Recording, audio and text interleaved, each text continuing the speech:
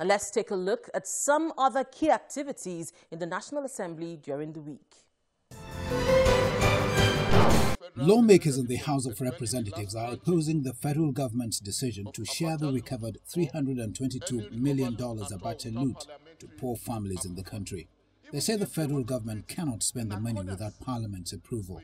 The government of Switzerland returned the sum of $322 million, which it says is the last tranche of the Abacha loot in its custody. The federal government had in June disclosed that it will disburse the recovered money to 302,000 poor households in 19 states, starting from July. Urgent need to stop the federal executive from expending the last tranche of Abacha loot or any recovered loot at all without parliamentary approval. Even if they want to do it in accordance with the MOU that we entered into with Swiss government, the executive should come and seek the approval of the National Assembly. That is the bone of contention. This is not the first time the lawmakers are accusing the federal government of spending without the approval of the National Assembly, and they fear that the wrong precedence is being set. Mr. Speaker, there have been precedents 1, precedents 2, and precedents 3. How many precedents will make it right for the National Assembly to take the right step? They propose that part of the money be channeled towards the completion of the Ajaokuta Steel Company, which is already at 98% completion. We can utilize the federal government share of this fund to complete Ajaokuta Steel Complex. This will create a lot of boost in our economy, and it's going to create a lot of jobs for the people.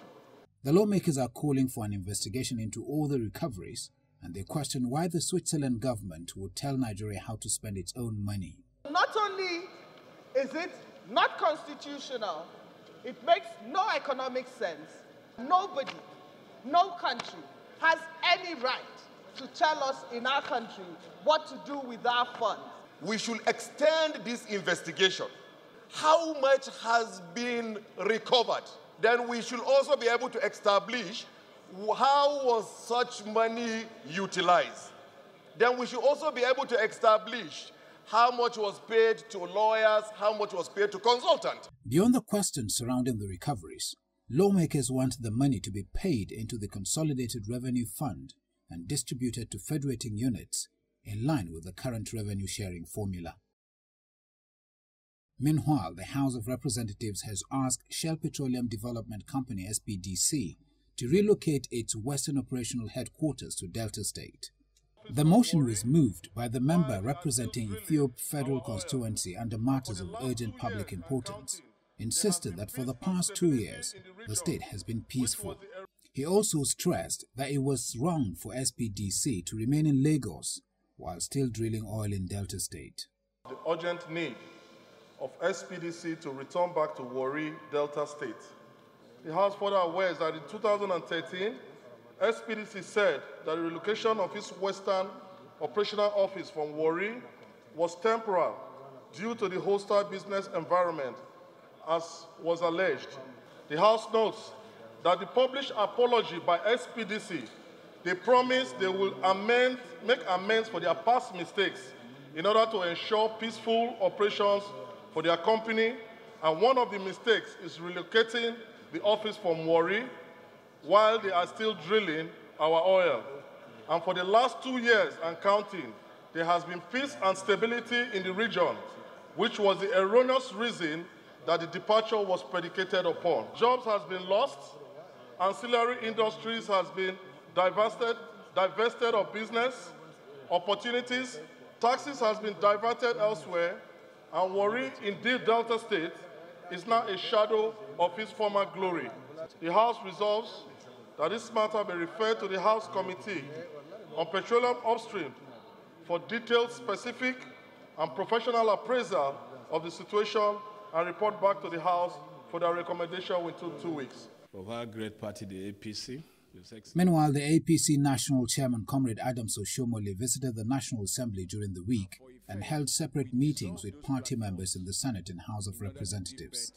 After the meeting with lawmakers in the House of Representatives, Comrade Oshomole said that the party is not distracted by the RAPC. There is no breakup. My friend, if one Galadima of no particular political address is not happy, that's fine. He has a right not to be happy. And if he chooses to then call himself what he wants to call himself, those are not you and I won't miss my sleep over that. We know those who are in the system. Those who are in the politics for bread and butter, I mean, that is their problem. We are engaging the real stakeholders. I mean, between the executive and the two arms of the National Assembly, we have very, very important influential leaders, and we are engaging. Now, if you have people who are being sponsored by those who thought that our convention would be a failure, and they were expecting implosion, if you review the headlines before the convention, there were stories like, oh, people are going to walk out of the convention. Oh, people, we boycott the convention. So if thereafter, after 2 weeks of wriggling in pain that they are disappointed, you find mercenaries who are willing to be hired for a purpose, it is their right to be so hired. But it will not cause any distraction within the core APC leadership. Now, this is where we draw the curtains for this week's edition of The Gavel. If you have any views on any of the issues discussed, please email us on thegavel@channelstv.com. Thank you for staying with us, and see you again next week.